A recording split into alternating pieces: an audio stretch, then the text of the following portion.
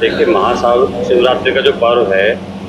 ये सनातन धर्म में और हम सभी हिंदुओं में बड़ी ही धूमधाम से मनाया एक मिनट जाता खड़े है। रहना जरा। तो इसमें हर इंसान चाहता है कि कहीं न कहीं ये तो वो काँवड़ लेके आए भोलेनाथ को जल चढ़ाने के लिए, ये अगर काँवड़ लेने नहीं जा पाता है तो कम से कम उनकी सेवा तो कर ले। तो हमने भी अपने सेवा भाव के लिए काँवड़ियों की जितनी भी हमसे मदद हुई हमने वो की, चाहे उनको हमें फल-फ्रूट बाँटना हो, चाहे हमें लंगर लगाना हो, चाहे हमें उनको दवाई गोली पट्टी करनी पड़े, तो हम ज़्यादा से ज़्यादा क्षेत्र में घूमे हैं और हमने कोशिश की है कि सभी काँवड़ियों के बीच में जाके हम उनकी सेवा कर सकें और हम वहाँ तक पहुँच पाएँ। ये हमें भोले बाबा का आशीर्वाद मिला है। लगातार आपके द्वारा जो है गाँव-गाँव जाकर के संपर्क अभियान किया जा रहा है, किस तरह का समर्थन मिला? देखिए, अगर हम लोगों के बीच में रहेंगे, तो कहीं न कहीं लोगों से प्यार मिलता है, हम उनके सुख-दुख में जाके खड़े होते हैं। कहीं किसी भी तरह की कोई चाहे समस्या हो या सुख-दुख हो, हम ज़्यादा से ज़्यादा लोगों के बीच में जाते हैं और उनसे संवाद करते हैं। कहीं न कहीं लोगों को हमारे विचार और हमारी पार्टी के विचारों से वो सहमत हैं और इसीलिए डे बाय डे ज़्यादा से ज़्यादा लोग हमारे साथ जुड़ते जा रहे हैं और उन लोगों ने हमसे वादा किया है कि 2027 के चुनाव में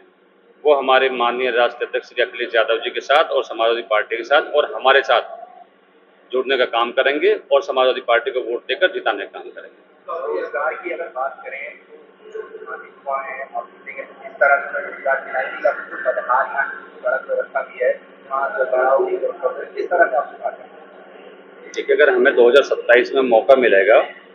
तो हम युवाओं को रोजगार भी देंगे, चाहे हमें बड़ी-बड़ी इंडस्ट्री यहाँ पर लानी पड़े, चाहे हमें सरकारी वैकेंसी जो आज आप देखेंगे कि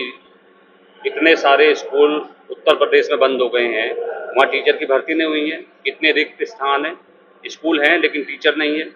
तो उनकी भी जो रिक्त स्थान हैं सूची में सब भर के सरकारी नौकरी देने का काम करेंगे, प्राइवेट जॉब्स भी क्रिएट करेंगे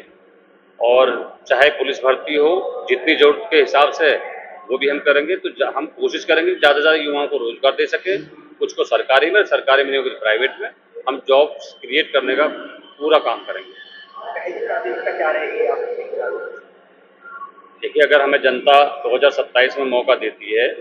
तो सबसे पहले हम यहाँ का विकास पे ध्यान देंगे, क्योंकि यहाँ की जो मूलभूत सुविधाएँ हैं, जैसे सड़क है, बिल्कुल टूटी पड़ी है, पानी है, बहुत गंदा पानी आता है, नालियाँ टूटी पड़ी हैं, गाँव के अंदर आप जाओगे तो सफाई नहीं है, सड़कें आरसीसी बिल्कुल टूटी पड़ी हैं। तो गाँव में विकास की बहुत ज़रूरत है और उससे ज़्यादा ज़रूरत मैं समझता हूँ कि इस क्षेत्र में चिकित्सा संबंधित है, क्योंकि यहाँ कोई बड़ा मेडिकल कॉलेज नहीं है, बड़े हॉस्पिटल नहीं है। मैं पूरे क्षेत्र में घूमता रहता हूँ, देखता हूँ हर महीने में 10 से 15 लोग सड़क हादसे में या किसी और तरीके से एक अच्छा चिकित्सा नहीं मिलने के कारण उनकी मृत्यु हो जाती है, जो बहुत ही गलत है। हमें बड़ी पीड़ा होती है, लेकिन अगर हमें मौका मिलेगा तो हम यहाँ पर प्राइवेट हॉस्पिटल भी लेके आएंगे और साथ में एक बड़ा मेडिकल कॉलेज भी बनवाने का काम करेंगे और बच्चे जो यहाँ पर दौड़ लगाते हैं या हमारी आर्मी की तैयारी करते हैं या खेल-कूद करते हैं, उनके लिए एक बड़ा स्टेडियम बनाने का काम भी हम करेंगे।